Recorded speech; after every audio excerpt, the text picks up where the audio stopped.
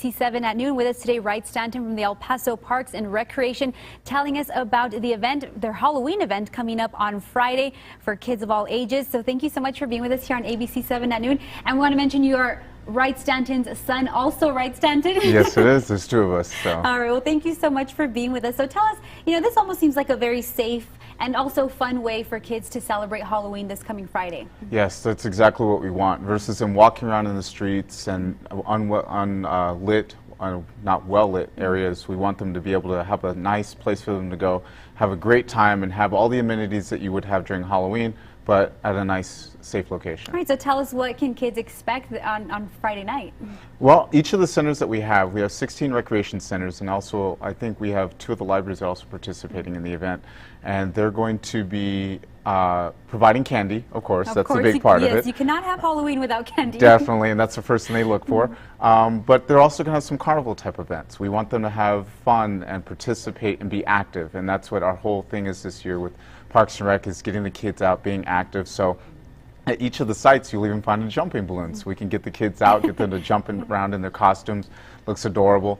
And then each of the different sites will also be having different various activities that cater to their areas in their neighborhood. So I encourage everybody to come by and check them out. Well, it sounds like you have all the right elements. You have the candy, of course, but then you have the jumping balloon to kind of tire them out, with all that sugar. Yes, but on the other side of it, though, a lot of parents are like, well, what's the other alternative to the candy? And each of the centers also providing apples and oranges for the kids too. So as much as they're eating the candy, we also want them to eat healthy and remind them of that. So we're providing those also at each of the sites. And we have so many centers around El Paso, so I guess on pretty much each side of town, wherever you live, there's at least one center that'll be offering the Halloween event, right? That is correct. We have them on East Side, West Side, Lower Valley, Upper Valley. We have them everywhere, so that anywhere you're at, you should be able to find a center and be able to participate at their center. All right, we have the information there on your screen. Again, this Friday on Halloween, the El Paso Parks and Recreation will be holding its Halloween 2014 carnival type event from 3 p.m. to 7 p.m. Again, it's free and open to the public,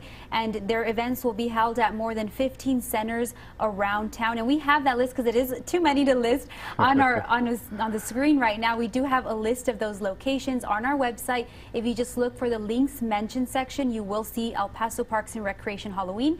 You click on that site and you will get all the locations and their phone numbers in case you have any questions. Well, thank you so much for being with us here on ABC7, and we really appreciate it. I hope you have a great turnout at all the centers. Thank you. Have a good day. And we'll be right back after the break with more news.